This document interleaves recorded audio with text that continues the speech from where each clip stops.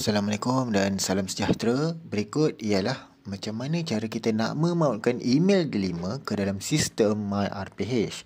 Okey, jadi pertama sekali kita klik di sidebar di sebelah kiri ni, pautkan akaun Delima.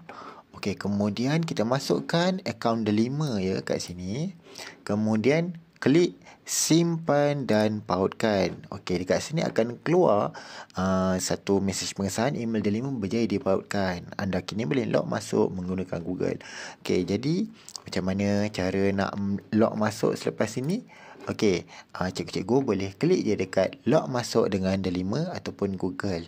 Klik je kat sini, kemudian dia akan keluar authorization Google, kemudian cikgu akan masuk ke dalam sistem MyRPH.